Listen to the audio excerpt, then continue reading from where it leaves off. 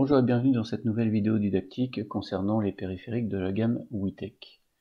Dans une précédente vidéo, nous avions créé un compte sur le cloud WITEC, donc compte que l'on va utiliser pour les besoins de cette vidéo, compte test2 by dmsfr@gmail.com.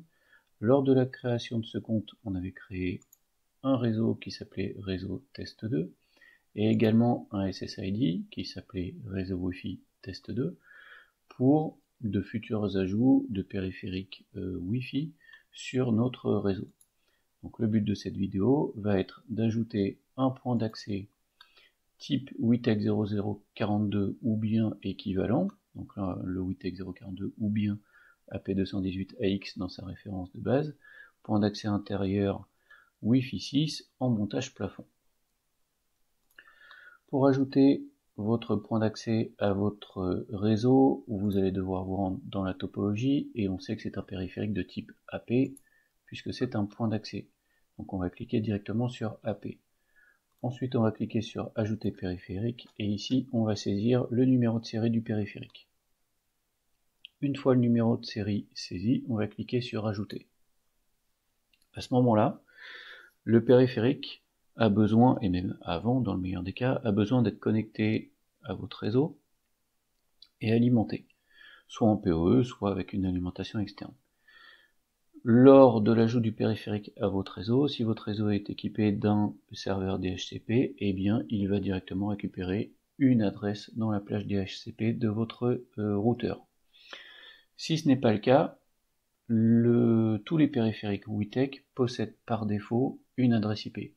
L'adresse IP est renseignée sur les étiquettes des produits.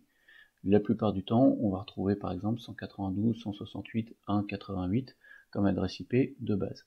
Donc si jamais vous avez plusieurs périphériques à mettre, n'oubliez pas à chaque fois de modifier l'adresse IP du périphérique que vous avez ajouté pour pas qu'elle ne rentre en conflit avec un autre, si jamais vous ajoutez plusieurs périphériques à la suite.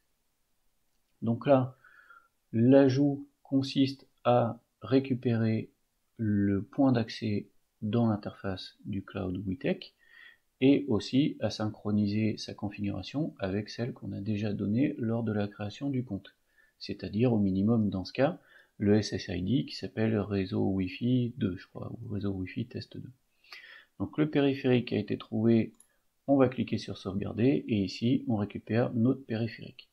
Il a bien été inclus sur le réseau test 2 et en cliquant sur le nom du périphérique, on peut avoir quelques informations concernant l'utilisation de son processeur et de sa mémoire, le nombre de clients actuellement connectés, les fréquences utilisées 2,4 et 5G sur quelle bande de fréquence et quel canal, ou quel canot plutôt, parce qu'il y a deux bandes de fréquence. Si encore une fois il y a des clients connectés, et si on aurait ici des informations sur le périphérique client. Et on va pouvoir maintenant tenter de se connecter au réseau, donc réseau Wi-Fi test 2. Donc on va dans la config Wi-Fi du PC. Ici on voit réseau Wi-Fi test 2. On va essayer de s'y connecter.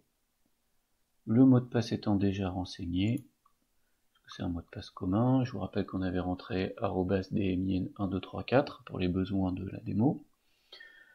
Donc le PC est connecté maintenant à réseau Wi-Fi test 2 avec un accès internet puisque j'ai mon réseau global qui est connecté à ce point d'accès. Donc on va rafraîchir. Donc dans la topologie, si on revient dans la topologie, on va retrouver notre liaison internet de base qui est l'information de base que vous aurez sur votre cloud WITEC sans même avoir ajouté un quelconque périphérique. Et là on voit notre périphérique type point d'accès.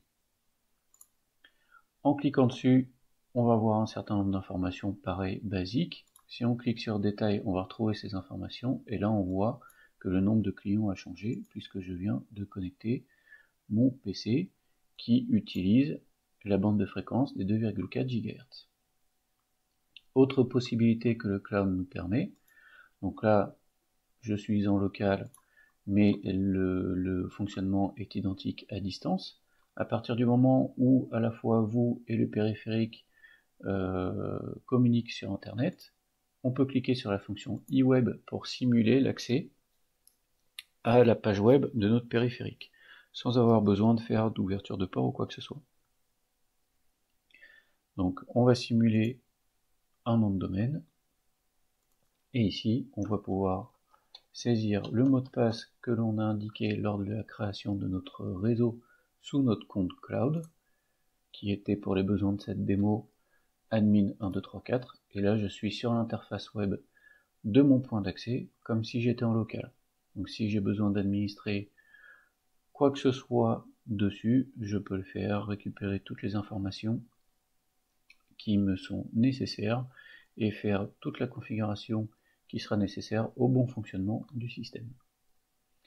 Voilà, cette vidéo est maintenant terminée. Lors de la prochaine vidéo, on va garder la même base de départ, donc la liaison internet, l'AP que l'on vient d'ajouter, et on va essayer d'ajouter une liaison sans fil, donc type point à point, toujours avec les antennes WITEC. Je vous remercie d'avoir regardé cette vidéo, à bientôt.